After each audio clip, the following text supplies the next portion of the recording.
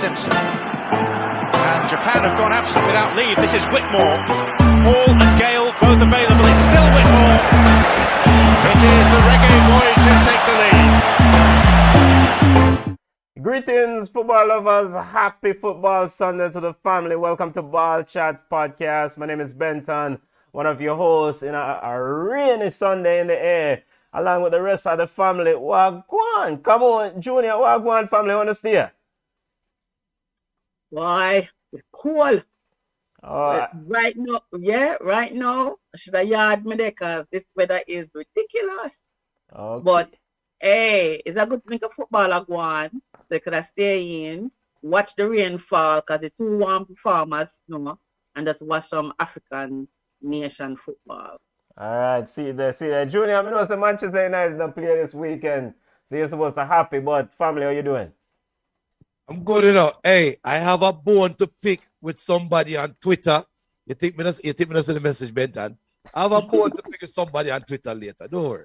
Yeah, you can pick whoever you want to pick. We don't care. Football family, really appreciate you taking the time to join us. Really rolling, the Ball Chat's a live and interactive show. We look forward to an interactive discussion, a very lively discussion around the reviewing some of the week's major news in the world of football. We're going to look at the transfer window and what's going on in the transfer window as Felipe Coutinho makes his long-awaited return to the Premier League. We'll take an assessment on that deal or that pending deal and look at other deals that has completed. We'll look at African Cup of Nations and what's going on and match day one, review the results and the lay of the land for matches coming down tomorrow. We'll look at FA Cup action and what's going on with Arsenal Football Club. Big up the Arsenal family, big up on yourself family. Therapy session for the Arsenal Football Club fans. Running, we're going to talk it out. We want to also look at the Scudetto, what happened in Scudetto this weekend. Jose Mourinho is a little bit ticked off, but what's new? Ballers and Bugs is how we start off the show as always, family. We're starting off with Ballers being the impressive players of the week. If you have Ballers, send them on. Come on, ladies first. Ballers of the week. Come on, who you have? I have Vinicius Jr. Last season, Vinicius kind of struggled a lot. And people were saying that he was a flop.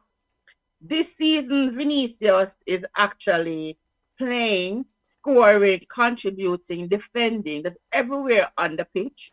And I think he, along with Benzema, are the two best players right now on Real Madrid side. So when you ask Gareth Bale, move over for Vinicius. I would want to say Cambridge. I don't know if I must say Cambridge still because Newcastle is like a DVD beside. Whatever. Let me give a big shout out to Nottingham Forest, who beat a strong Arsenal side. So those are my two ballers for this week: Nottingham Forest and Vinicius Jr. Big up, Vinny, Junior. Yo, Vinicius Jr. How many years I've been singing Vinicius Jr.'s prayers and you are saying, yo, I need to calm myself. Are you willing to acknowledge that Vinicius Jr. is a baller now? Who, me? Yes, you, Junior. From when you talk about bone for pick, from when? May I wait for this? Only thing will make him a baller is him last name. After that, but for Big up, Vinny is a baller. Excellent performance as Real Madrid continue to run. And yes, come on, it's a Vinny show along with Benzema at Real Madrid. As Eden Hazard can't even come near the grass, much less replace one of Vinny. Junior, who we have as your baller of the week, family? The whole side. Borussia Mönchengladbach. Yes, listen. They scored 2 goals in 4 minutes. Yes. Bayern Munich is a makeshift. There's a makeshift Bayern Munich. Yes. We know all of those factors. But when you travel to Bayern Munich, oh, yes, stadium empty, whatever. I still Bayern Munich on the shirt, and they grabbed a huge win. So I get the whole side. We can't pick nobody out of the side. Forgive a baller, I have to be honest with you. But the whole side, I get the whole team, baller of the week. And you say Arsenal, wait, just wait. Soon talk about Arsenal. Ball of the week. We'll get to Bugs in a minute. Big up, big up Junior. Big up Jamaica Chelsea. Jamaica Chelsea is the biggest Bugs. Roma. We'll get to Bugs in a second. And ball of the week is Juventus. We'll definitely recap the Roma Juventus game. Football family, really appreciate you joining us. If you have ballers and Bugs, send them on. Please subscribe to the channel and smash the like button as you rolling in, family. We're in the Ballers and Bugs segment of Ball Chat, highlighting the impressive players of the week and the unimpressive players of the week. We're going to call them out. My Ballers of the week, I have a couple ballers that I want to highlight. First and foremost, I want to give a ball of the week to Meetoff of Cambridge United. Meetoff was excellent. Man of the match performance as Cambridge United defeated Big Money Newcastle. Yes, I said it. Big Money Newcastle side eliminated them from the third round of the FA Cup. Ball of the week to Theo Hernandez, 2 goals specialist for AC Milan. Zlatan Ibrahimovic, who? Nah, call on names. Big up to Theo Hernandez. This kid has been doing excellent under the radar at AC Milan, and he's not getting the video light. He's not getting the limelight like some talky baller at the CM team. Yes, Zlatan, you may talk, but Theo Hernandez has been excellent. 2 goals today. He's been excellent playing left back for AC Milan all season. Ball of the week to the big Theo Hernandez. Big up yourself, youth. And I also want to give a ball of the week to my baller, Scamacca of Sassuolo. Yes, I just love saying the name. He scored 2 more goals today again.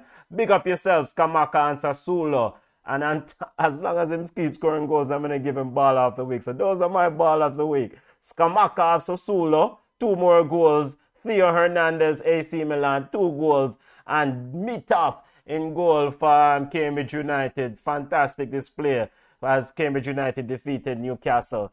Yo, Bugs of the week, family. Who do you have? Come on. Bugs of the week. Look here. I know you this Zlatan because Zlatan scored. So stop it. So they can't win. Some people are just run off their mouth. No, the man show it is a Zlatan hater. But anyway, so my Bugs, I have a couple Bugs. So my side Barcelona now is supposed to be the Xavi show. It's the same thing. It was them to keep Koeman because it's the same madness of one. Did we just hear that? Yes, I just see a madness. Danny Alves, yes, Danny Alves played good in our assist yesterday and whatever. I'm not like him when I'm 20, same with the way I'm around. But I just don't get it. I don't get what Xavi is doing. We still have PK. We still have the other man I can't stand. But anyway, you know what I mean. Barcelona, my boy. We talk about them later. Roma, how do you give away a 3-1 lead? How on earth you give away a 3-1 lead? You know, you're up 3-1 in the second half of the game and you come back and lose. Bugman, Josie out. And then Arsenal. I don't need to say it. Bugs running in. Junior, who do you have as your bug of the week, family? Big up yourself, fam. I see you running in. Junior, who do you have as your bug of the week? Yo, you know, when we're at Jamaica and you go to old house or somewhere just mangy and nasty and stink. And then when you go into the house, you take up the board and what you see run out? Like a million roaches, don't it? 17 roaches ran out of Manchester United this week. You look at all the little idiot players. What I talk about, oh, we don't like Ralph Ragnick and his system. Oh, he's too hard on us. Oh, we need play time. Well, shut up. And I talk about them like Ronaldo. Shut up. 17 big dirty thinking bug. And then the next worst bug of them all is the captain, Harry Maguire. You get so much goal. And then today, you put on Twitter, I am the leader of the team. Leader of which team? Man, no, hey, listen to me, don't piss me off. And I can't, let me read that tweet. Where's the tweet? Hold on, where's the tweet? I want to give the person his flowers. I bent on friend to, you know. Somebody on Twitter said, big up my friend. Bent on friend. I gotta find the tweet. Damn it. Hold on. Excuse my French. Oh, Mr. R. Frank Guilfont just listened to Ball Chat podcast this morning and wondering if any Manchester United fans and the man have the gall to at Man United still think they are a better challenger than at Arsenal, given the result of the Man U versus Wolves game. Listen, my brother. Let me tell you what old time said. The same knife where you use kill hog, and that you use kill cow. How an Arsenal fan can come talk to me now? The whole of Arsenal about to. I guess Junior has been waiting. Big up, Reggie. Big up yourself. Junior has been waiting all week, saving that tweet to get back at Arsenal. Boy, it's hard when Arsenal fans light a fire. Yeah, Junior. Reggie, big up Reggie. All love. Big up Reggie. Big up to Vibes Roblock. We at a Vibes Cartel birthday, and we big up Vibes Roblock running in. Yeah, the Calabar family, big up the Rabalock family. Big Yo, Jamaicans a sample. Ball of the week, Katie Gordon. Kid Gordon, 17-year-old from Liverpool. From Liverpool. Is that? Oh, that's you that score the equalizer. The Vibes name kind of struck me, but big up to the Vibes family. Family, big up yourself for running in. Really appreciate it. Him get bug of the week to Arsenal. Pure hype about Liverpool hiding and fraud. They couldn't beat a lesser team. That is true. Big up Moby Aguna, my brethren on Twitter. Big up yourself. Moby Aguna light a fire about Liverpool running from Arsenal over COVID tests. Of course, the team should meet in the League Cup semi-final earlier this week, and the game was postponed. But look at Arsenal now. Arsenal lost and nothing. Well, Arsenal fans, them just go easy. Go easy lighting fire on teams. We're in the Ballers and Bugs segment, football family. If you have Ballers and Bugs, send them on. My bug of the week, or Bugs of the week, I'm just going to give Burkina Faso defense setup. Regin, shambolic defending. This is not karate, brother. This is football. This is not Bruce Lee movie. This is not Jet Li movie. The tackling in the box was horrible against Cameroon today. They took the lead. Burkina Faso took the lead 1-0. Gave up 2 penalties to a soft-soap-looking Cameroonian team. Absolute Coach Firmin, son of Burkina Faso, should just take all of the defense run back and say, yo, 2 years us. That's what Junior would have said.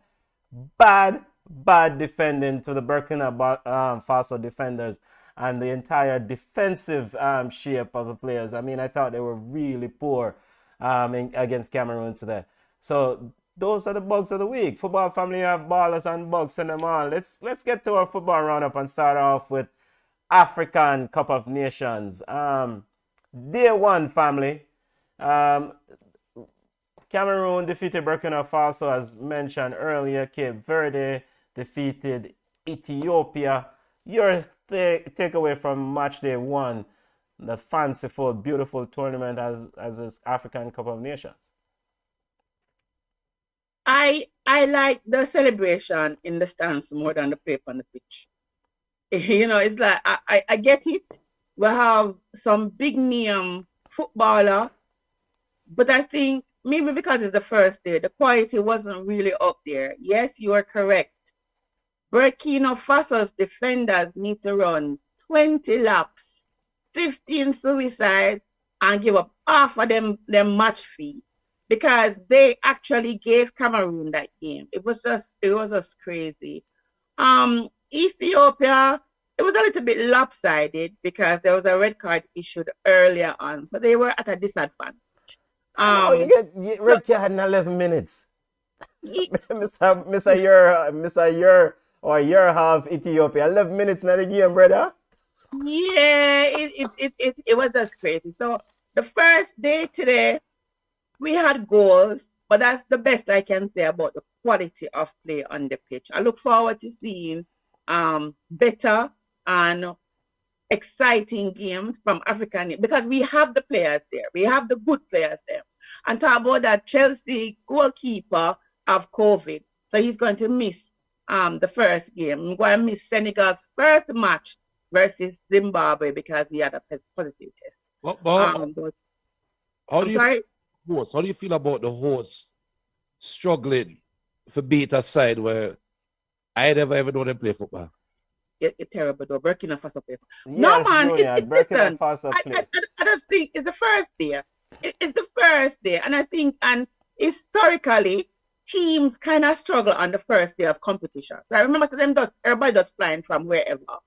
So I think as the competition progresses, I think we'll see Cameroon play a little bit better. Will they win the competition? I don't think that Cameroon will. I don't think the host will win the competition. I don't think they're that good. They're not good enough to beat maybe a Senegal. Even Egypt, I think, is going to be a handful. So I never liked the game, Jonah. And I think Burkina Faso kind of shot themselves in the foot. They gave away 2 penalties that you don't expect those penalties from professional footballers. I was thinking that is more like a Dintil and a Clarendon College and a, I'm just showing out names out there. Yeah, and a JC and a KP kind of defending. Maybe you say a Woolman versus St. George's College. It was a schoolboy defending from Burkina Faso. So I think if those 2 penalties were not awarded to Cameroon, I think Burkina Faso would have won the game. So Junior, to your question, I think as the tournament progresses, I think they'll improve. But today they weren't good. So on day one, is it fair to say that Ian Wright was right? About what? About the lack of respect for African nations, African countries. No, I don't think that people are excited. If only we could watch it on other channels except Bean. But anyway, that's the next thing. Well, big up Bean TV. No, I love Bean, but I mean, we want to see it from Paramount, USA. I mean, like, come on, no, spread it. But I don't think Ian Wright is correct, and I think he's using maybe 1 and 2 incidents to kind of use a broad brush and paint it.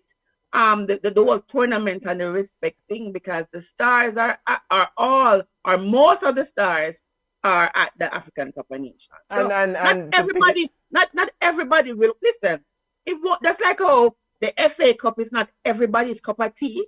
The African Cup of Nations is not everybody's. Yeah, and to piggyback on what Cameron said, Junior, is that personally I don't care if certain group or a certain segment of the global population I give credence to the African Cup of Nations. We have football show, ball chat, a rally around it. We love the vibes. We love the like they said, the football is not great sometimes, but the atmosphere and the stands. We have to elevate these tournaments. UEFA and European media houses, them can do whatever them want and elevate for them tournament. So if Ian Wright is looking for BBC or Eurosport to elevate African Cup of Nations, I'm not looking for them to elevate it. I think, other media houses can do that. And, we don't need that elevation from those media houses to say this tournament is a premier tournament. But so that kind of what Dejan Davis said, Afghan needs more respect. I would actually want African pundits better presentation of the competition. He's disappointed in Sky Sports. Yeah, so we watch it here on where we get it on Bean Sports. So and we have to go. And all right then, all right, as a Jamaican, our language is English, right? Some people think it's patois, so I have to correct them. I understand where we probably want representation, but if we want if we want it to be broadcasted and people to enjoy it, I don't know if somebody with a heavy African accent will be the one who we need for commenting. It's not to bash the language or the dialect. It's just that we want it to be inclusive. And I want to, when I'm listening to pundits, I want to hear someone who I can understand what they're saying. And I get, because Even the other day when they give me Sam, when me last name, who remember the guy named Sam where the CONCACAF or whatever, him drive me absolutely crazy because yes, you want to watch the game, but you want to understand the commentary. If we could get a Ray Hudson where people understand and make it exciting, that's fine. But I do get what you're saying where you want representation, but we can't want representation and then complain about it not being accepted by the white population. Yeah, man. I mean, at the end of the day, we are celebrate African. We're pushed to, I mean, I look forward to the game. Tomorrow, Senegal takes on Zimbabwe in the opening second match day, 2 games. Morocco play Ghana, Black Star Ghana rolling out, and Guinea play Malawi. And I'm not looking for BBC or Eurosport or Sky Sports to elevate this tournament. I mean, the fans of football globally, if you love football, watch a sport. The views are essential for the financial support of the sport because, of course, sponsorship look at those sponsors look at those numbers. So, and the opening ceremony was great. I watched the opening ceremony and I enjoy myself. So I was, my leg was tapping in the seat, the costumes.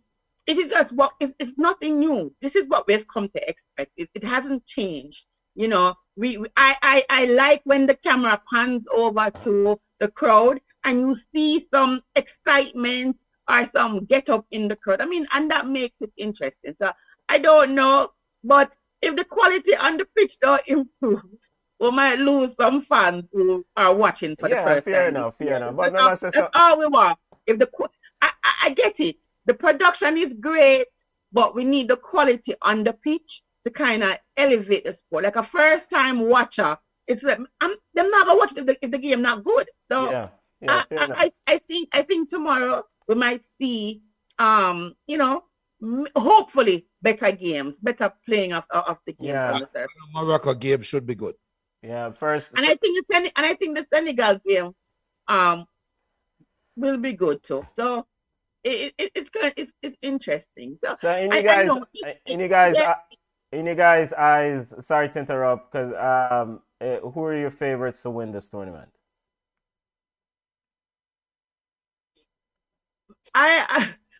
Between Senegal and Nigeria. Okay. Junior, who do you have as your favorite to win this tournament? Yeah, I forgot Senegal. Yeah, I mean, this is now or never for Senegal. Well, not never, but if not now for Senegal, when, right? I mean, next tournament, Benson. with the big coach, I mean, Alufo Cisse, I'm forgetting his first name. Of course, former player, excellent defensive midfielder for them. Come on, big fan of Cisse. I mean, come on, say yo, this is a big fan of.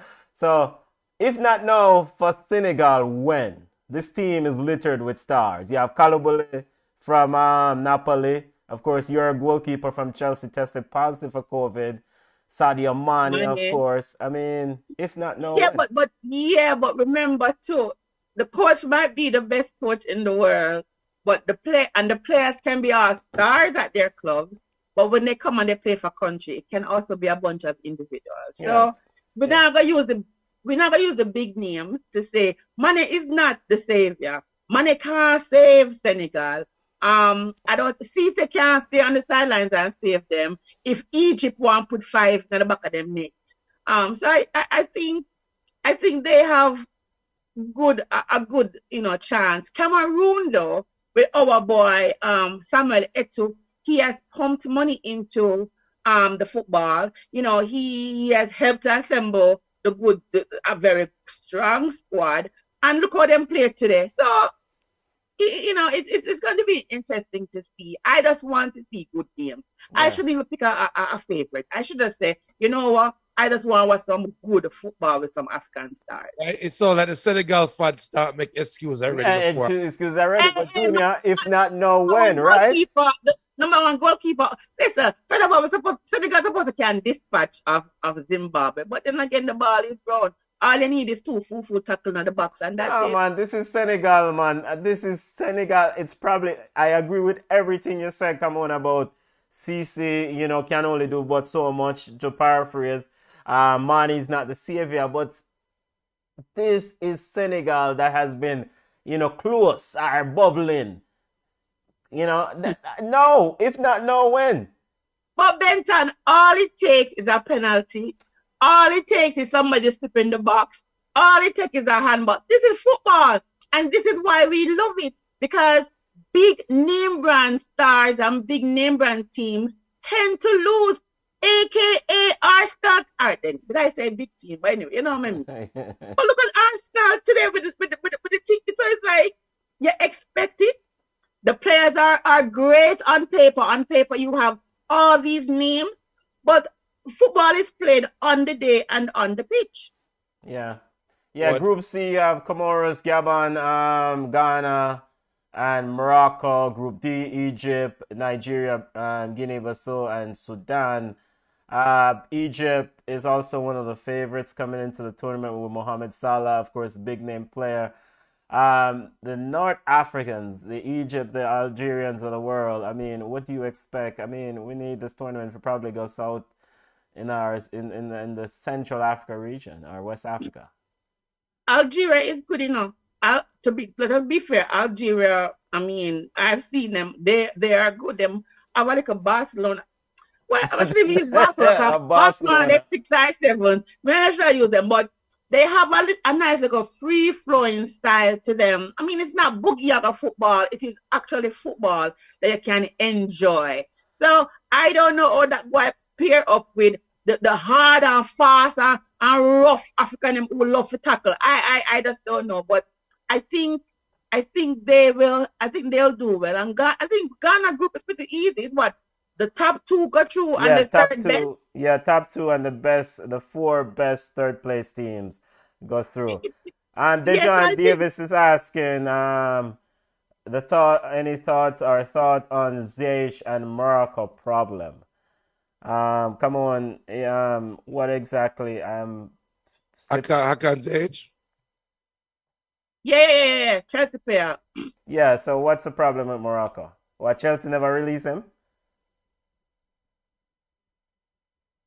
No, all right. Yeah. Oh, yeah. Okay. So I mean, Morocco snub him. Okay. And him saying don't care. So I mean, it's not Chelsea saying can't go. Okay.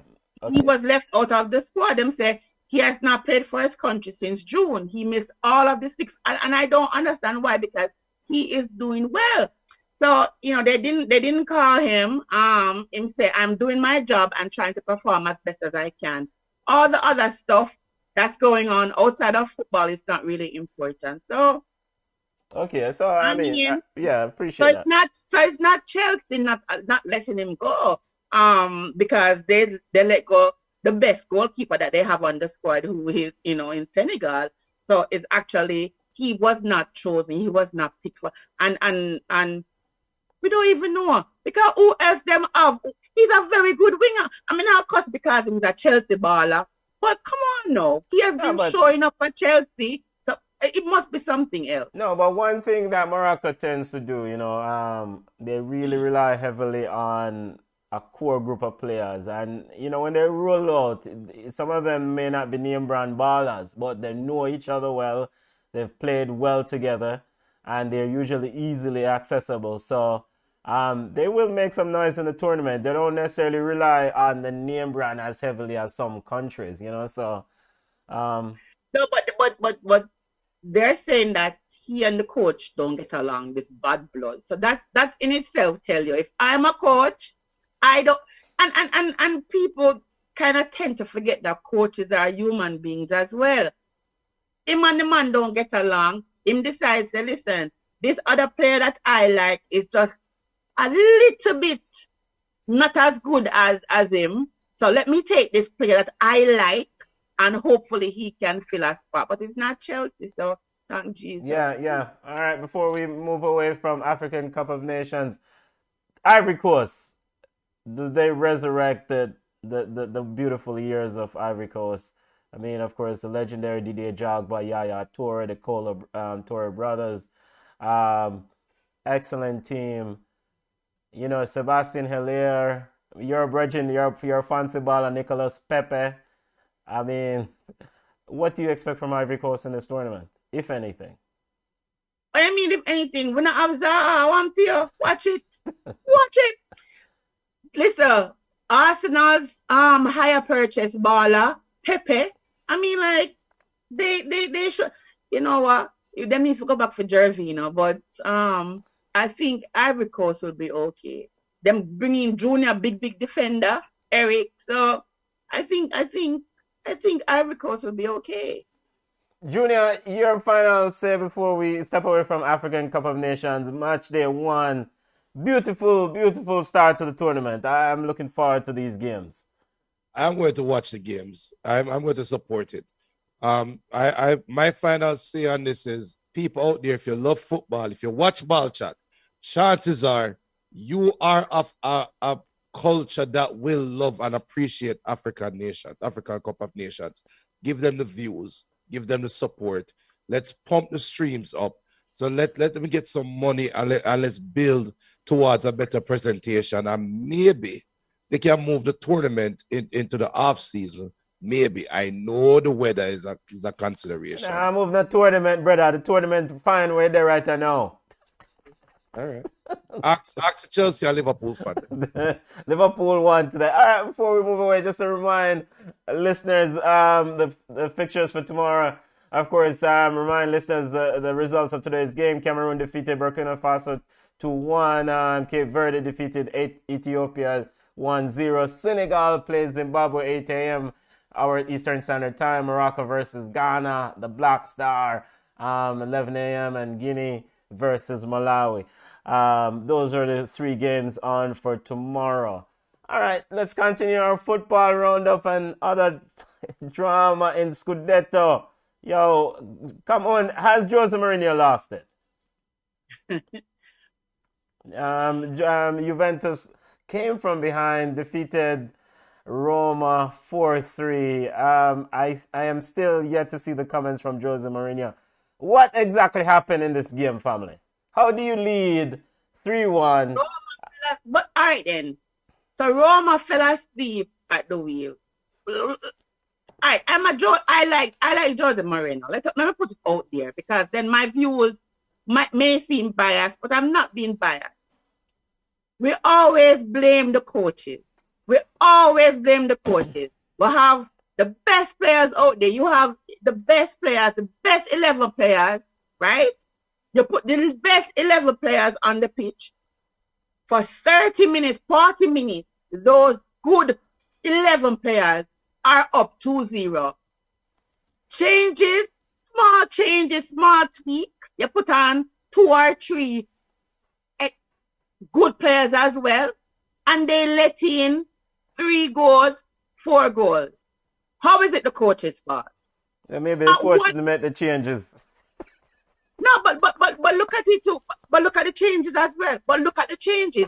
These are players that you expect go out there and give 100%. Nathan Miles, I don't even know. That was kind of weird for me. But the players are out there on the pitch that he expects to go out there and give 100%. He's on the sideline. Yes, they conceded 4 goals to lose 4-3. How is it 100% the coach's fault? And the reason why, as Coach Theodore Tapper Whitmore said of the Reggae Boys, is that they have to fix the defensive issues. When you concede in 4 goals, there's a defensive issue that needs to be addressed. And that issue is falling on the coach's responsibility to address that. Oh, Tapper reaching out. We're talking about Big Sir. Oh, and Big Coach, you're bringing Tapper. What is wrong with you? The New Year starter. Tapper spoke about... The New Year starter good with me, you know. I know you're going like you want to mash it up. Listen to me, sir. Tapper spoke at length about fixing defensive issues when he was the coach of the Reggae Boys. And it seems like the same defensive issues that's going on at Roma here. They let in, 3 goals in a span of 7 minutes. From minute 70, minute 72, minute 77, Locatelli, Kulusevski, and Scilerio scored 3 goals in 7 minutes. Who is doing defensive drills at this team? Yeah, but remember, before those goals were let in for how long they were around the back and having a good. I said they fell asleep. So so right now, Roma in our position. We're about to get to the table in a second. We'll pull up the table while I pull up the table. Junior, your thoughts, because I know you're waiting to beat somebody. But what am I not done? Okay, sorry. My apologies. Listen. People who for side not in a top 5 can't beat nobody. Let us just put that out there. That's just madness, right? Because Junior also is already on fire. Roma's right? in the 7th position. On fire. I don't want him to compete on Roma. It's water when you come through.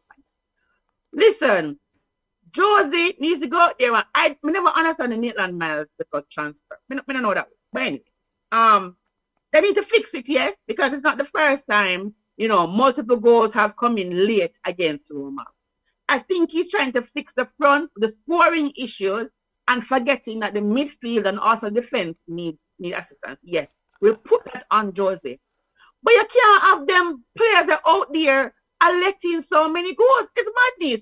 Me personally, I don't think Jose will last the rest of this season if Roma continues to play like this. Yeah, Junior, get your thoughts in. Roma sitting in the 7th position, and just to remind listeners, Matt DeLick got a red card, and Roma also missed a penalty, a soft soap penalty that Giselle saved. Junior. Football has changed, right? And it sounds funny. But really and truly, Jose's trademark was always to take underappreciated players and turn them into stars, right? His coaching tactics are the same, where I'm going to coach you because you are an underdeveloped footballer and I'm going to help you get to our next level. That is trademark. That is MO. It has not changed. What has changed is the football players have changed. Football players are now more a commodity, are no more a brand, where if you are playing in the high leagues of Italy, you are a baller. No coach can't come to you and tell us, stay here, son, play here, son, do this and do that. So, giving up 3 goals against Juventus, that quick, losing 4-3, with Delic getting red card, missing a penalty. We can't sit down and talk about that, but that's football. It happens, right? It's what happened after that is where Joseph failed, because he hasn't changed his tactics. He is not a man manager. He's a football manager.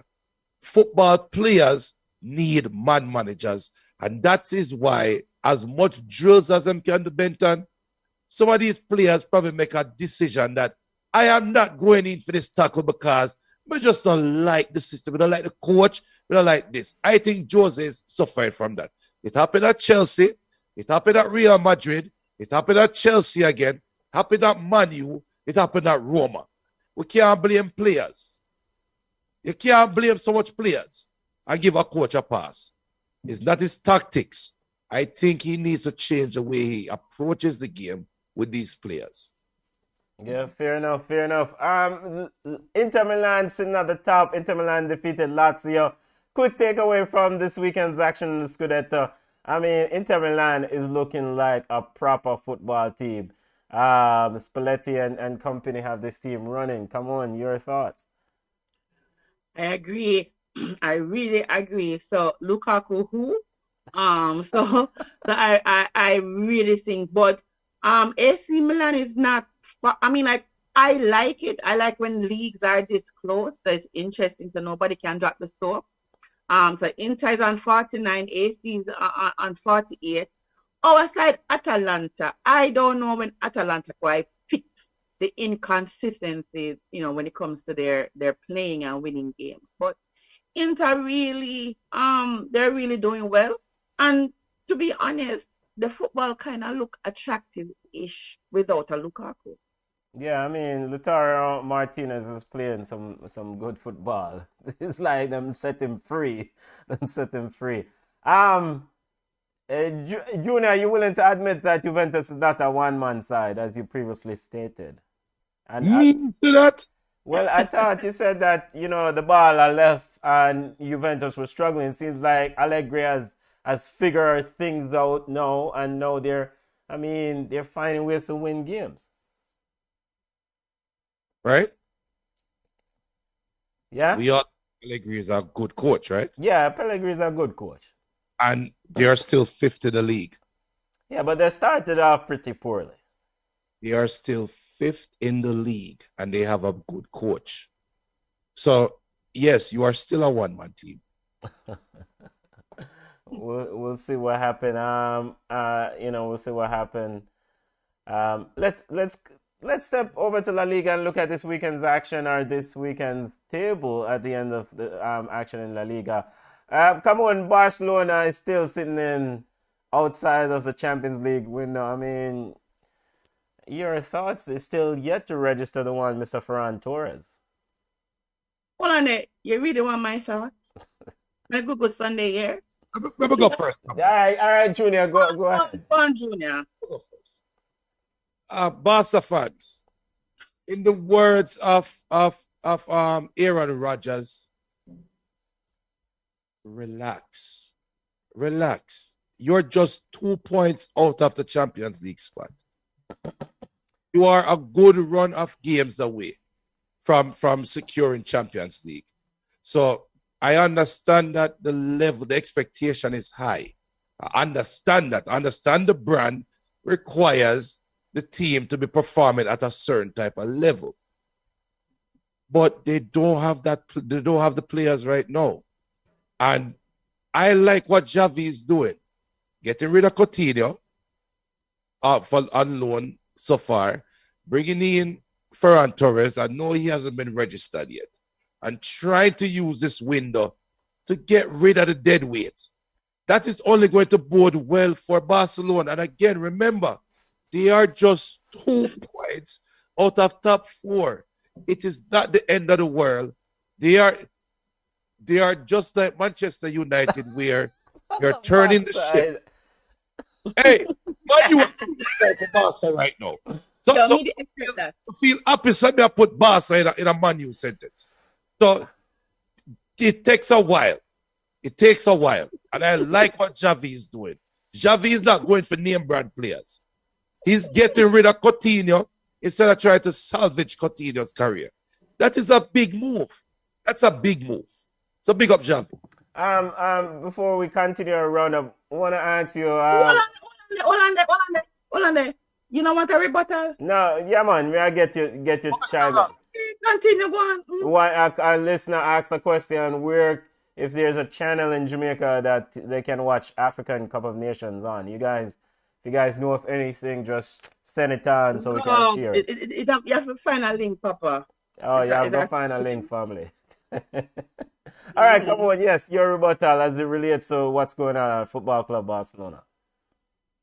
For someone to put Manchester United and Barcelona this season in the same sentence is disrespectful. That's the first thing.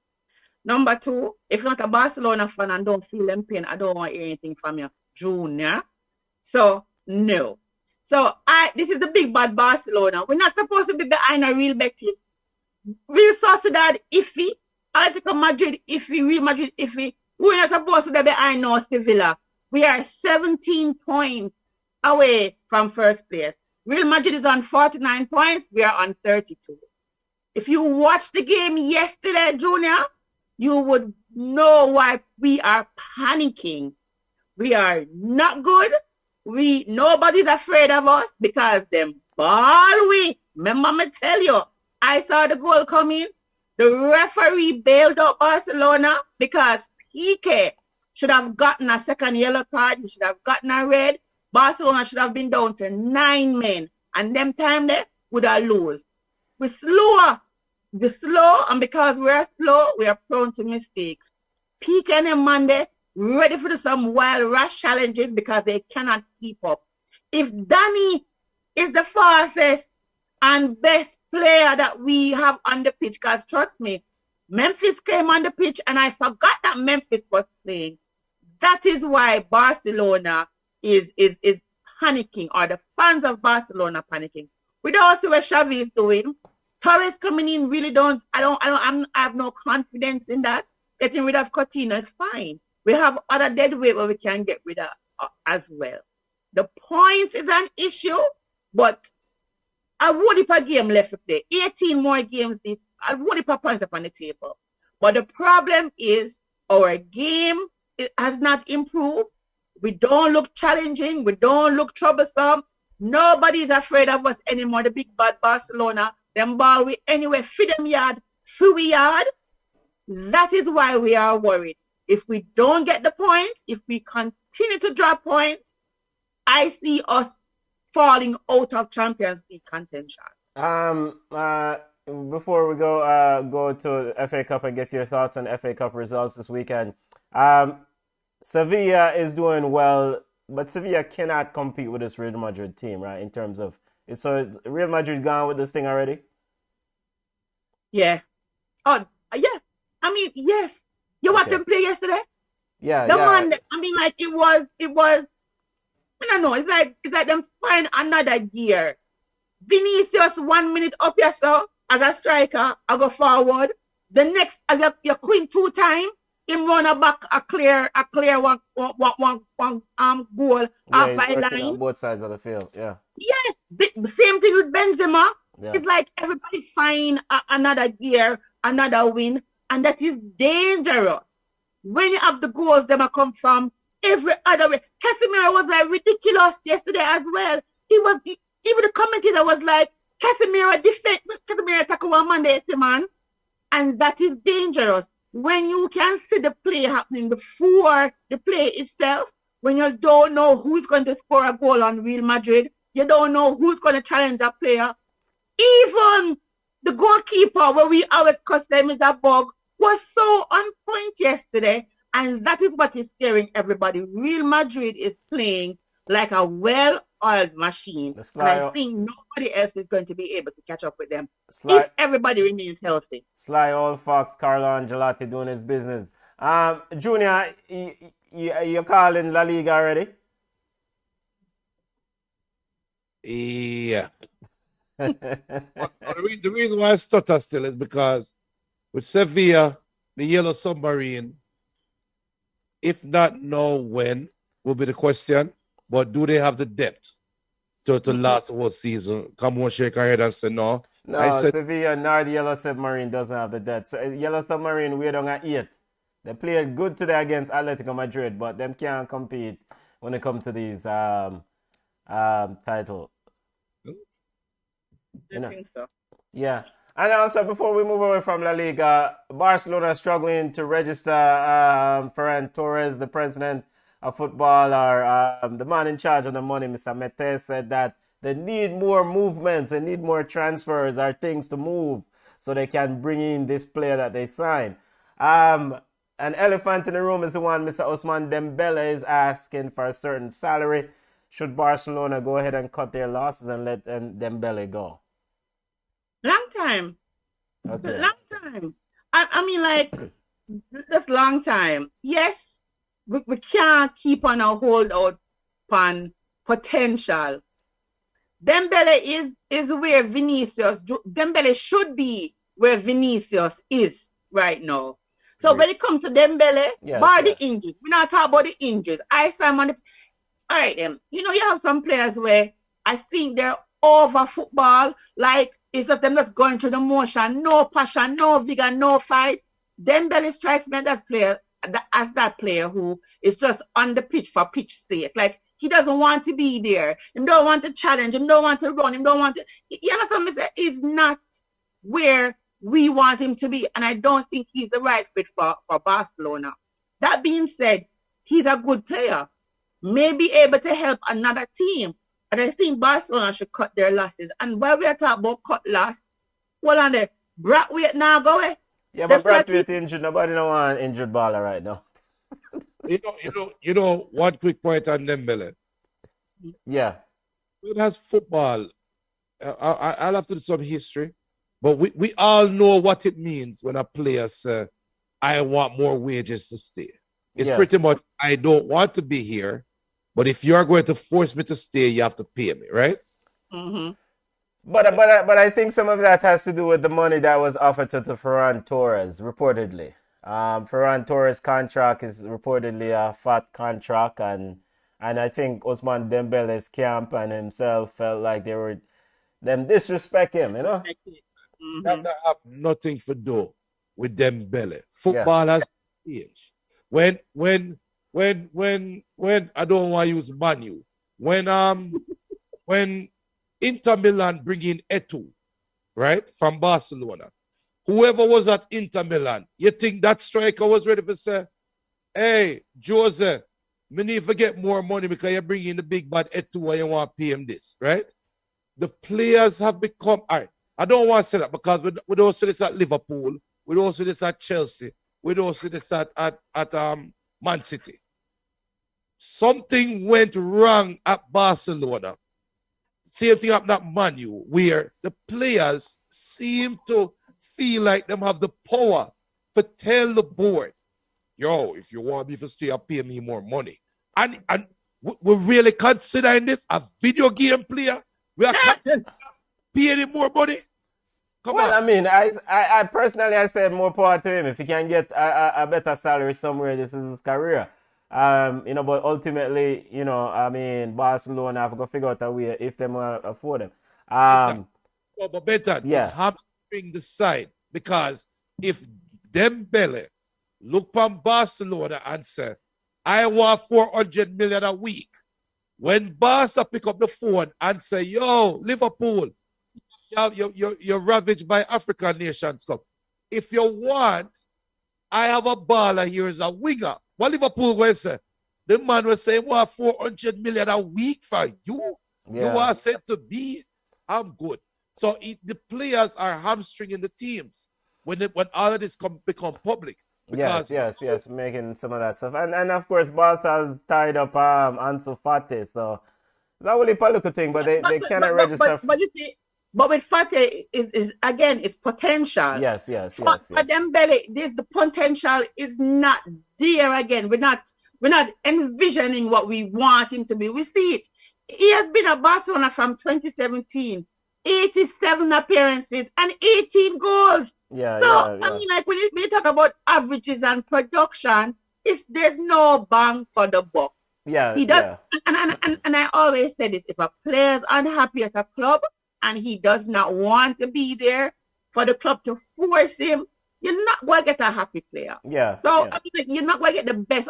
So for me, I just think they can cut their losses with Dembele because they made the best player in the world leave for free. Them can make Dembele go about in business. I mean, business of it, they've definitely overpaid. All right, we're pushing up against the clock. I want to get your thoughts on FA Cup action and some transfer news that took place this week before we get to Yard Ballers.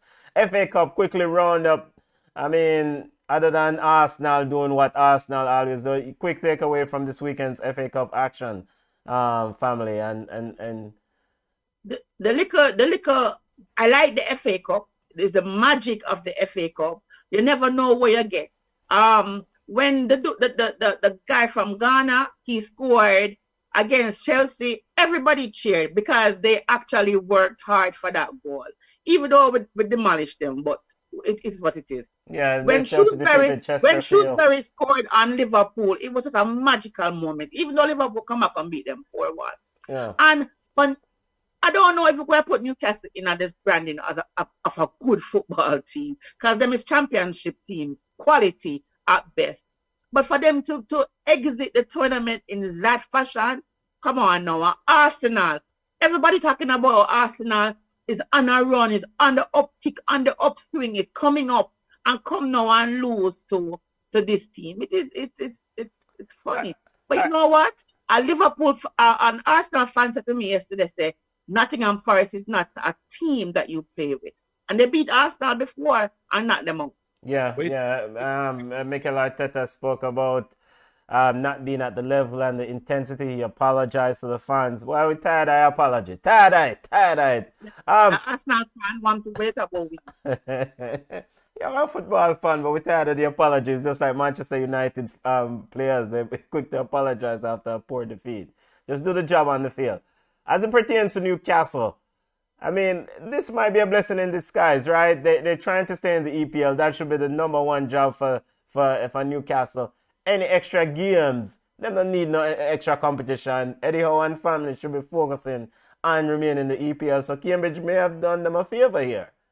No, they did not. They did not do them a favor. At least win a cup. But that team gets so much money. Notice, all we are hearing about is Newcastle transfers in, right? Yeah. No votes. So your starting 11 has gotten stronger, right?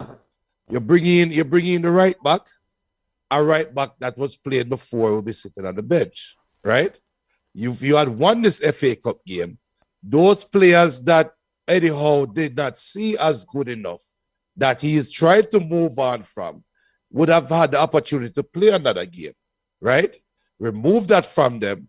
Now you have an opportunity to have fractures in the squad. Now you have an opportunity to have rifts and hearing which player don't like this, which player don't like that, because now the locker room is bigger and there's not enough games to go around. So no, it's not a blessing in disguise. I actually think that is going to hurt them. Okay. Fulham and your ball, Michael Hector and Jamaican Cordova Reed booked their place into the 4th round. Michael Hector is playing ball again, and I don't want no Michael Hector hit me because I thought he was solid.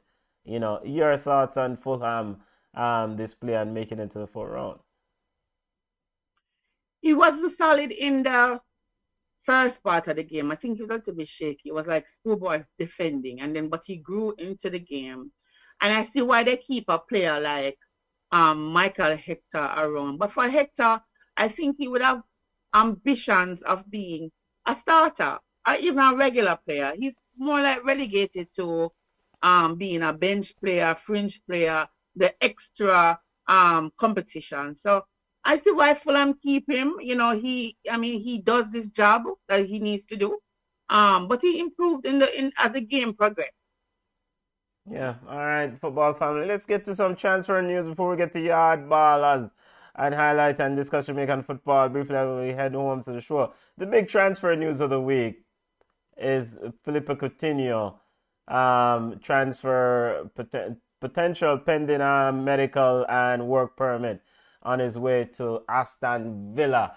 I love the move, first and foremost. I think this youth, a World Cup year, is a baller. Shouldn't be sitting on the bench at nobody's side, even Football Club Barcelona. And I commend him and his advisors around him to say, yo, make we go play some ball.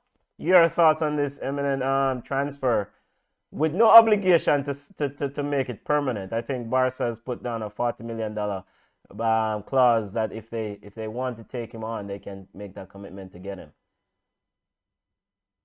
Junior, go on. I think it's a risky move for a player. I think it's a great move for both clubs for opposite reason. Barca need to shed the money. Aston Villa has visions of reaching this top 3 level, bringing a player that is of that caliber, of that ilk, right? That don't necessarily mean that Coutinho is going to come and bring the Liverpool high-flying Coutinho. But he's going to bring the mentality that can rub off on the players, right? Because when you look at their squad, and if you were to say everybody that have a medal of any kind at top level football, put your hands up. And you probably have no hands going up. I'll have to really double check, but I have to think hard to find a player with that experience, right? So just off experience alone, Coutinho brings that. No. The fans and their expectation from Coutinho hopefully is not too lofty, or hopefully Gerrard have the wherewithal to put the players around Coutinho that can help him to get his footing right while still looking good, right? Because at the end of the day, it's still a mental thing. It's still a vibe where the transfer come in, we need to build a vibe, right? If Coutinho come out and lay an egg, there's a problem. If Coutinho come in and he's unfit to Gerrard's eyes and Gerrard just play him for 2 weeks, there's a problem, right? So I think it's risky for the player. Great move for the clubs. Risky for the player. Yeah, come on. I mean, Barcelona getting that heavy wage off the books. I mean, your thoughts on the move? I like it. I rate Coutinho. I just think that he probably has not been utilized in his best position. The fact that he played with Gerrard, I think it's a plus. I think they know each other professionally and also on a friend basis. So that's a plus. I know for some people they're talking about, it's going to be interesting because Coutinho, Ollie Watkins, Emiliano, and Leon Bailey, they will be vying for 2 available positions on either side of the park. So I don't know how true that is. I don't think Coutinho is going to challenge Leon Bailey for his spot if Leon Bailey is healthy. But I do think that he brings an added component to Aston Villa. That spark. Somebody who has been there before is not going to be fresh, like a wet-nosed puppy. So I think it's a good move for Aston Villa. I think they're going to get rid of some of the players. The man from Cameroon, I think it's going to go on chopping board. But I think Gerrard is going to call the squad, and I think Gerrard will practically get a handle on it, and I think Coutinho will help. Yeah. So look for Aston Villa challenging. I don't think they're not going to win the league. They're probably not going to be in Champions League position, but they're not going to be in problems of being relegated. So I think it's a bonus for Coutinho because then he's going to play considerable minutes, contribute.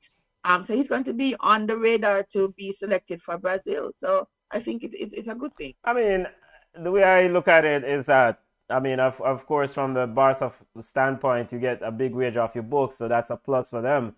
And it would be even better if the deal become permanent. But at the end of the day, for whatever reason, it just did not work out at Football Club Barcelona, right? So now, here is Felipe Coutinho just saying, brother, we want to play some ball. We've tried this thing out. Them have different managers at Barcelona, Valverde, Koeman, now Xavi forward, and it just doesn't work. Let's make this deal and let's move on. Steven Gerrard was reported to be very instrumental. He spoke to Coutinho like 3 or 4 times during this process. And for a World Cup year, when you don't know that this brother should be on the list should be on the plane going to Qatar.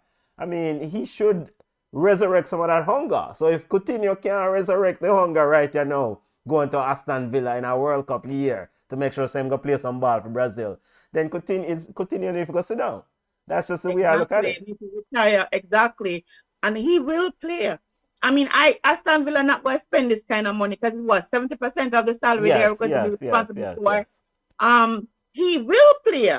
So it's going to be, and I think, listen, I rate Ollie Watkins. I rate him highly. And I think Ollie and Bailey and Coutinho can do some real damage. I really see Aston Villa improving with this transfer. My only concern still, and I'm sure Steven Gerrard and his people are thinking about this, is that work in that midfield. Douglas Luiz they need to make sure they probably go out and get a defensive midfielder to help that work in midfield. There's reports that they're looking at Bissouma of Brighton, and if they can somehow pull off that deal, that would be excellent, because then you get somebody else in that midfield who can do the heavy lifting, because I don't expect Felipe Coutinho to do no heap of heavy lifting. It's my deal at his age in the Premier League, but I like the deal.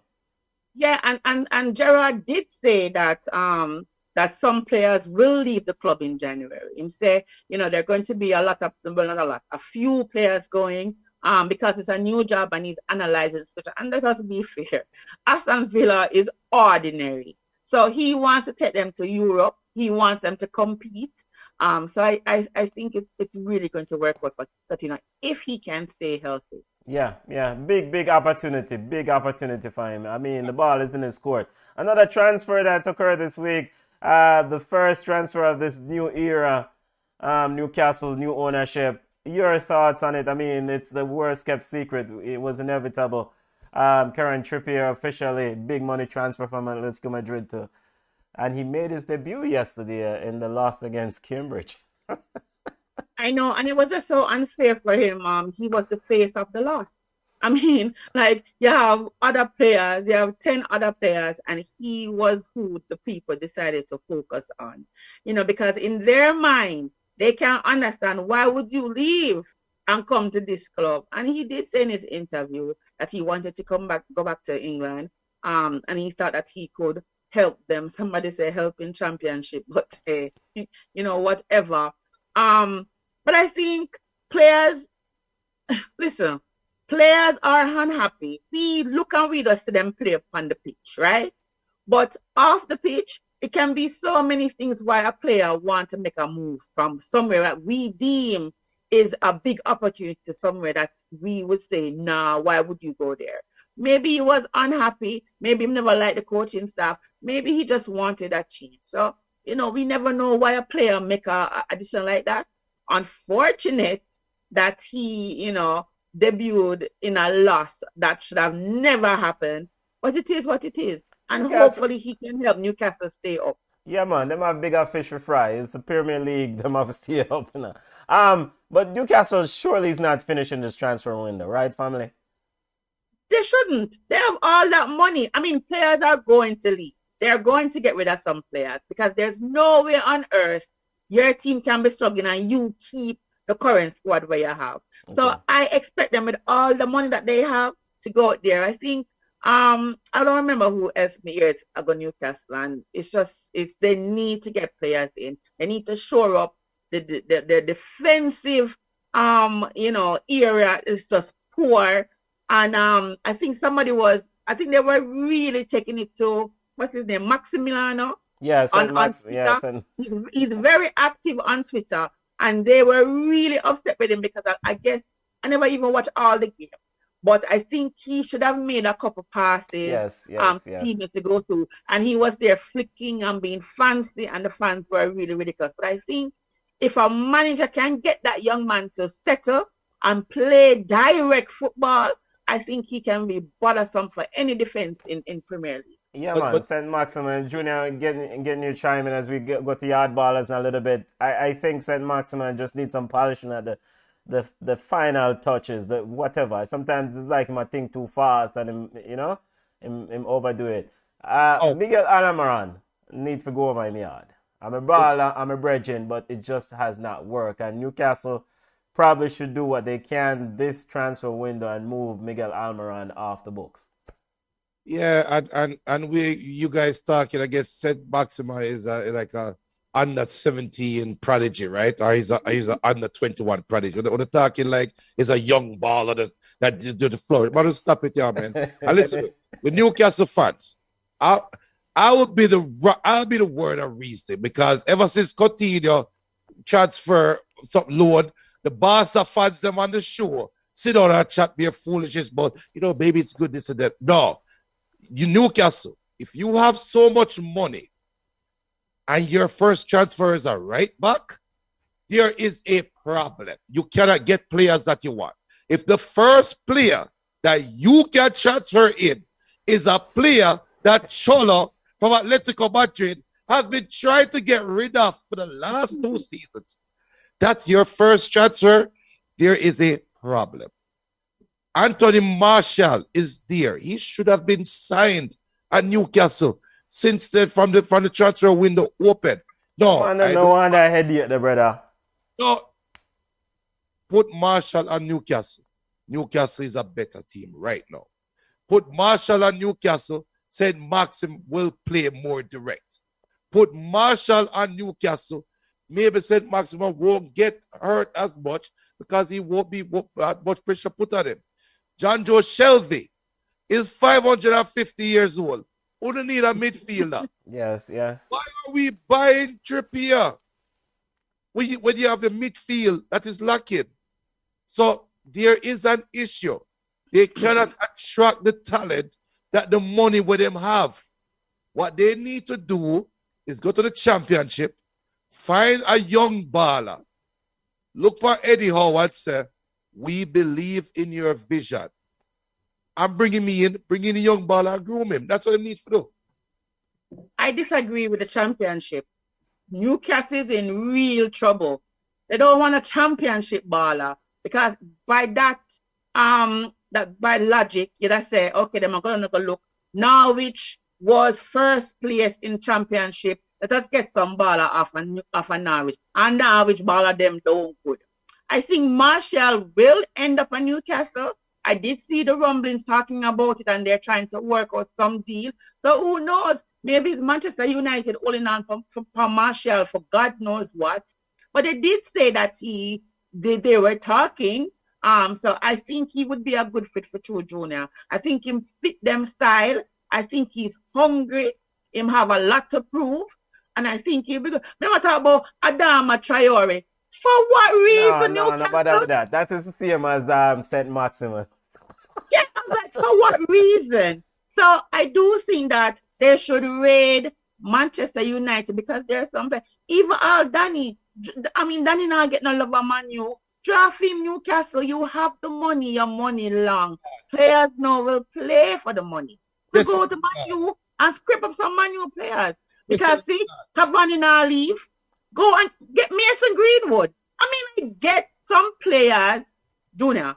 Get some players with experience. Come on, let me see a little grassroots. Hey, don't call the Greenwood there, man. When I don't want Greenwood. But when I don't want Greenwood. If a Newcastle get a Otsnadoi from Chelsea who was getting no love, right? That's all it is. No. If I mean like them, make it a team of Werner. No. I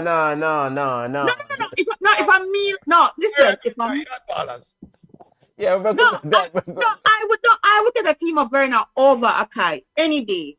Newcastle need goals, and also they need to with a Trippier. They're working on their back line for up top. Listen. I think a team of Werner. All I'm saying is players who are hungry and have something to prove usually do well. Get a team of Werner fans. Don't take up Newcastle fans and Newcastle management. Get a Martial. Get him. And go on. And get the other boy name. Get a Rashford too, because Junior them don't want Rashford. Newcastle fan, don't fall for the team of Werner. I'm surprised they never said Ross Barkley. Take Ross Barkley off the man. No, what about Aubameyang? Hey, you know what? Yeah, why not? You know what? You're right. And he might just flourish because Eddie is a player's coach. Well, if I'm Aubameyang and I'm going there, do I need the fattest contract ever? Because I don't think it's about the money for Abba. I really don't think it's the money for Abba. I think it's the respect. I think it's the respect for Abba. Some of these players, we're assuming that's I don't think for him it's the money. You know why I said the money? All right. It's more for me, it's akin to the Robinho move to Man City. First high value transfer, right? Yeah. We don't know what will happen with Newcastle. Newcastle look like they might on the verge of relegation. Aubameyang is a big baller. He can't go play championship. So they have wealthy owners and they have money to spend. So if you want to attract high value players or attractive players that the fans want, you put butts in the seat, you make sure you pay the money. Yeah, but will he bring the butts in the seats from the Newcastle fans? That's the next question. Listen, I think Newcastle, they have a better chance of staying up than a Watford, or Burnley, and a Norwich. I think Newcastle will be safe, but they have to go out there and have to spend the money. And that's when Junior's thing with Martial is really good, because Martial, as much as he's inconsistent, I think he brings a different dynamic to it. And yes, Junior, St. Maximum is not a young baller. He's 24. He's still 24. We fawn over Dembele, but we don't want to fawn over the man have good thing. Just like Jamaica crazy over Mikel Antonio. He reminds me of that player who can be direct with a little bit of guy. And I think if he was on Liverpool, I think he would do well. Oh. Because I think, St. Maximum, you just need, listen, because Benton, for some players, you just need a coach who can direct you or whatever. Fair enough. Fair enough. And it's too early for you to drink liquor. All right. The reason why I say I am concerned about St. Maximin doing well in Liverpool. The youth have talent. The youth have talent. But it's just like in the final third, the decision making need to get sharpened up. And Klopp or no other coach cannot come on the field and make those decisions for you. A big man right now. Yeah, I know, but that is what trading is for. That is what the mentorship is for. Listen, I just think that he can be a good enough player. All right, then forget Liverpool. I could be wrong. I could be wrong. I think if he gets I don't even know Abba is a man. Abba don't even talk. I don't see for Arsenal picture a direct nobody a point across a scream or whatever. I think this man need a mentor. And I think if he gets support on the pitch, I think he'll be okay. Yeah. He's a good youth.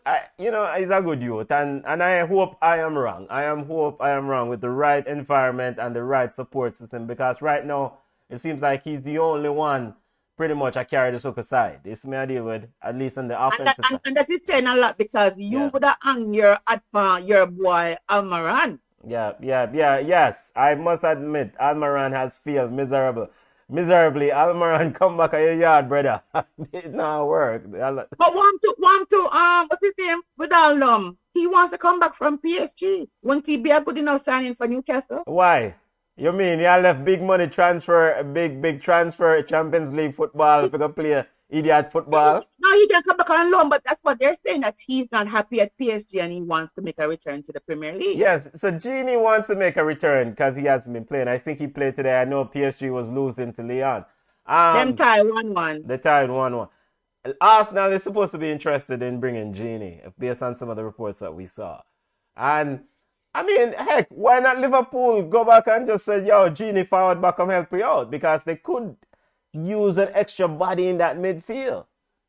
And he knows the system. Why did he leave though? And why did he leave though? I mean, James Milner is a bug. Genie is a better baller every day than James Milner. So where you run out this all brother every minute for?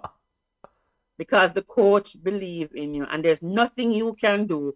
There's no training that you can perform in if the coach rates somebody else over you who do the same kind of work or even a little bit less than what you do. If that player is the coach's favorite, you're SOL. Fair enough. And we know we need to go to yard ballers. Junior said we need to go yard ballers.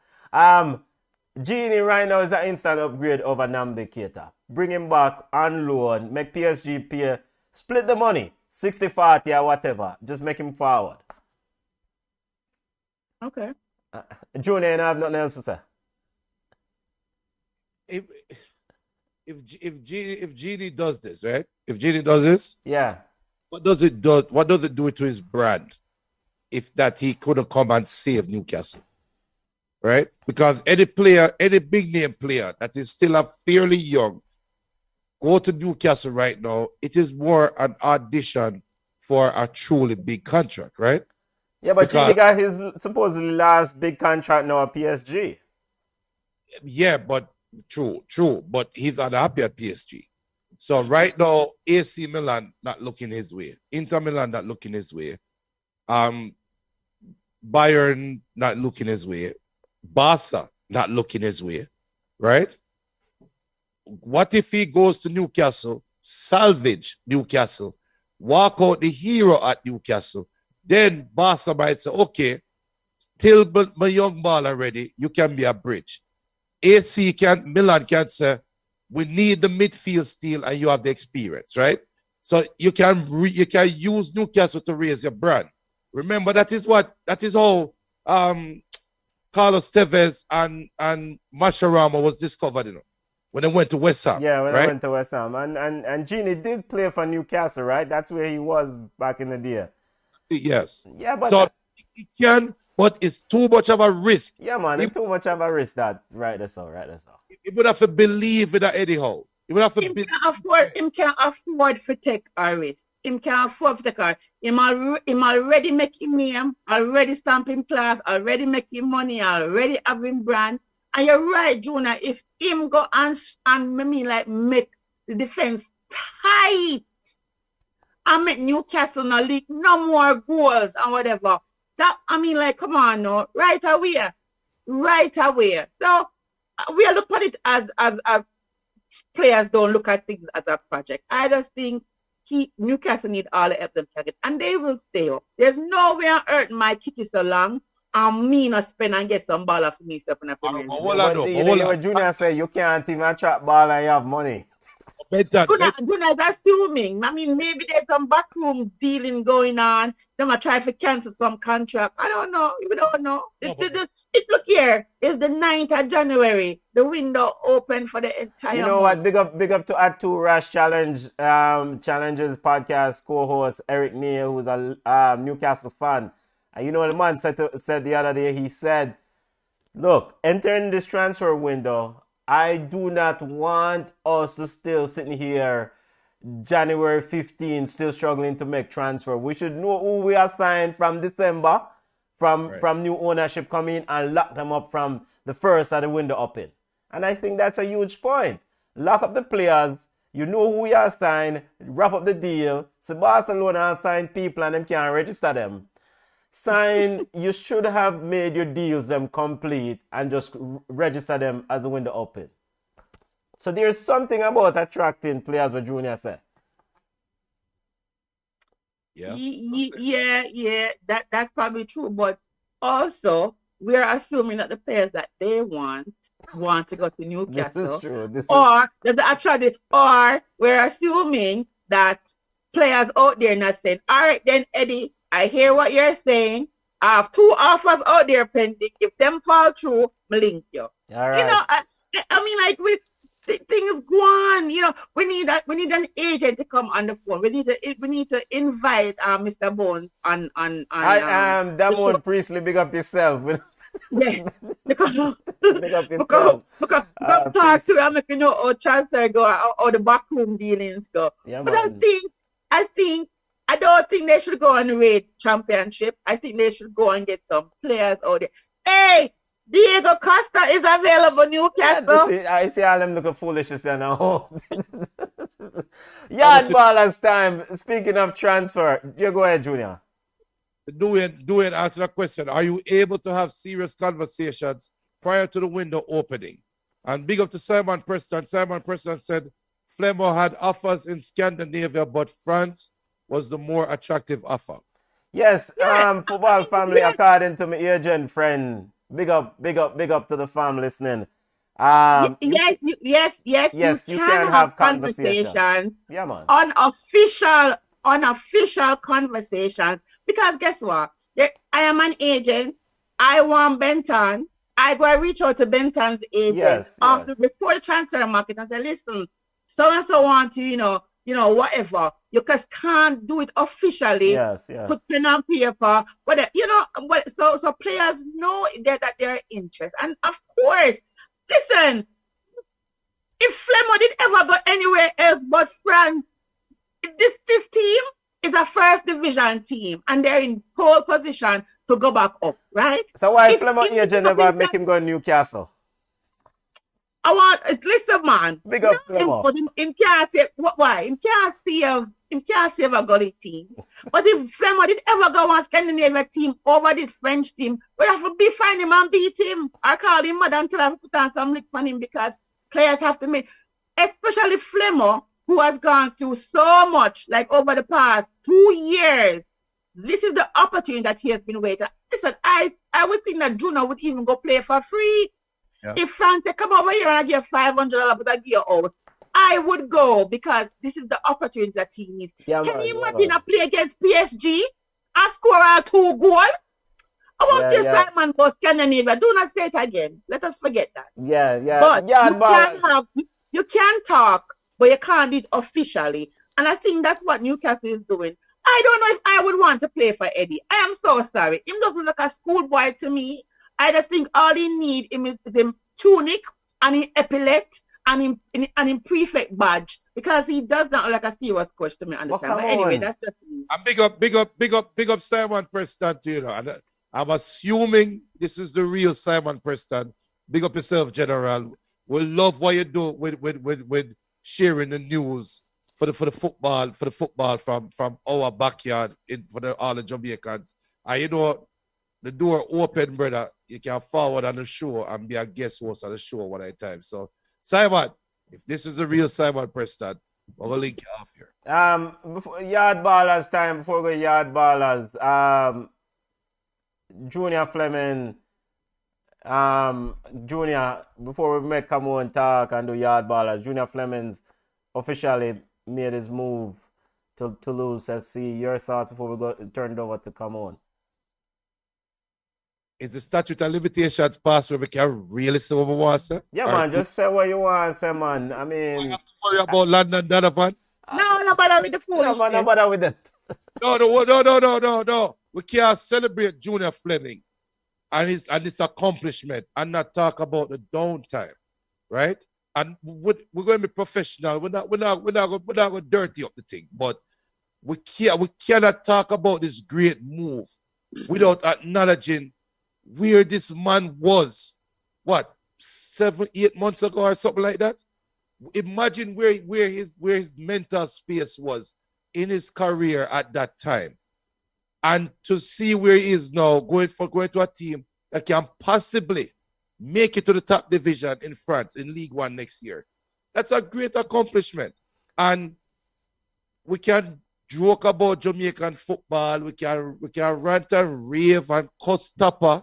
We can talk about team selection, but the reality is, playing for Jamaica at the Gold Cup, his performances there and at the World Cup gave him this opportunity.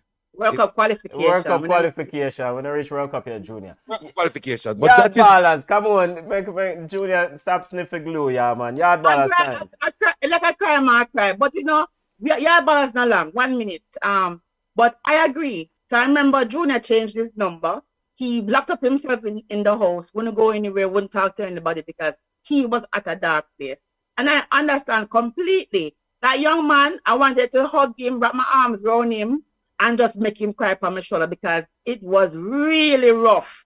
The US fans were ridiculous when it came to Junior, and people were saying his career was over. So Junior is the prime example of the Jamaican saying, we're not dead? Okay. So I just know Junior must tattoo something on his chest, a rose going from the concrete, because this is exactly what has happened for Junior. And we are really happy and really proud. Boy from Tivoli, come on now. So all the schoolboys them at Jamaica are supposed to look at Junior and use Junior as an example. Had a really rough time, had surgery when he was in MLS2 USL, from team to team, struggled, and now he's where he's supposed to be. Congrats, Junior. Anyways, so Pittsburgh Riverhounds signed Dane Kelly. Dane Kelly is a USLer for life. I think he's the leading goal scorer in USL history of the most goals. So go and make your money, Dane. It is what it is. Nico Brett has signed for New Mexico from Birmingham. Nico, go and make your money. So Damian Lowe is rumored to be signing with MLS team. Somebody says his Lille is also following him.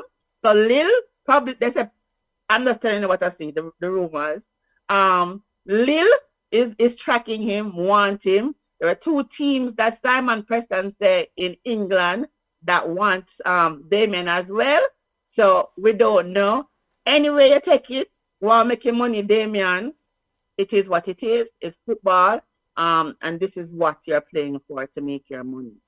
Yeah, hopefully him sign for the MLS team. Go on to England and make your money, Damien. Go on and make your money. Leave the young man, boy. Big up yourself, not alone.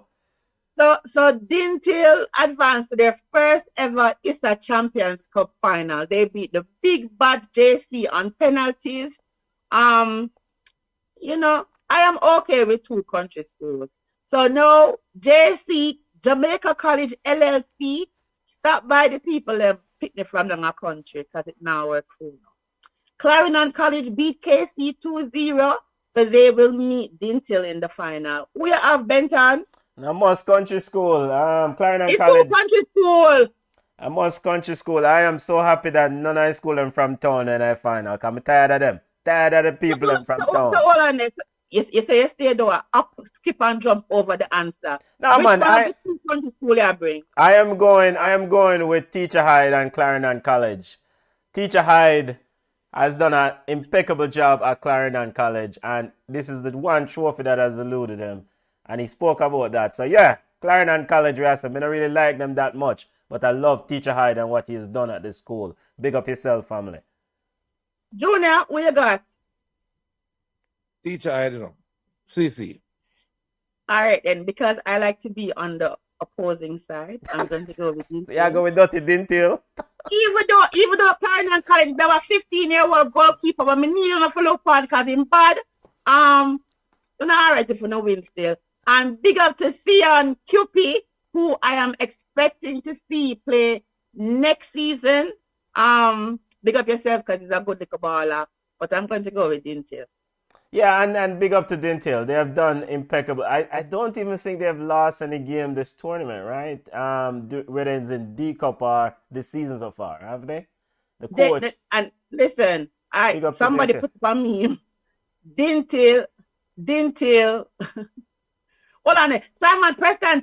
Simon, you could have just text me now. You could have called me now. You could subtweet me. But Damien Lowe is not going to Lille in France. These reports are not true. Neither has there been interest in him. The next 48, 96 hours, the truth should come to light. First of all, Simon, I know the truth, so you go on. You could have texted me. So Simon, which part am I go? Is that MLS club just say yes or no, man? Want to you? Backside, yes, yourself, I'm gonna refresh my feed, so I needed to put either yes or no, please. Yes, MLS club or not. Yeah, so somebody put up a meme of Dintil, and they said this is Dintil, and it was a team of, I don't know if Barcelona was put in for this season, but that's how, no, seriously, that is how Dintil has been playing. And I like that for Dintil, because no players will want to go to Dintil instead of trying to go to the traditional big name schools like the JSN. And this is why I like these competitions. This is why I like when the small schools win, because they become attractive to parents and attractive to students. So good luck to you, Dintil, and good luck to you to CC. I mean, no, Larona will cost me because I CC a film side, but Dintil I do it for me. Yeah, man. I mean, either one of them win. Of course, one of them will win, but I mean, as long as they're not town school win, me all right. You know what? It is what it is. Go on, my business. Now, I find Simon for tweet, but him not tweet. Simon, you take too long. Can't bother. And what else on Yard Ballers family? What else? That's it. The USL, they are transferring players. No, the Jamaicans, nothing big on the scene. It's just the Nico and the Dane Kelly. So, as soon as I get the information, you guys will get the information. All right, fair enough, football family. Yeah, we'll run hot today. Lot of discussions about African Cup of Nations resume tomorrow. Match day 2. Zimbabwe wins big bad Senegal. We'll give you update on wherever Damien Lowe ends up. Some say MLS, some say Europe. I don't know. Let's see. What did Simon say? 48 to 96 hours? Is that the official target now? Simon going, but Simon, with that head of you this time, yeah, just try to know that. Just so you know. But listen, it should be Damien's news to break. Damien will let us know wherever he goes, he will do well, he'll excel. And the biggest thing for you is to be happy and make your money. That's just how it is. Yeah, man. Go on, eat your food, you. Big up yourself. Wherever you end up, of course, continue to improve and perfect your craft. And go on, eat your food. Football family, really appreciate you taking the time. You can connect with us on Instagram at Ball Chat Podcast. We're on Twitter at BallChat1. You can email us at ballchatpodcast@gmail.com. The audio version of the show will be available on wherever you get your podcasts. Spotify, iTunes, Google Play, wherever. And don't know, I mean, what you say? Atlanta United, Damien Lowe come?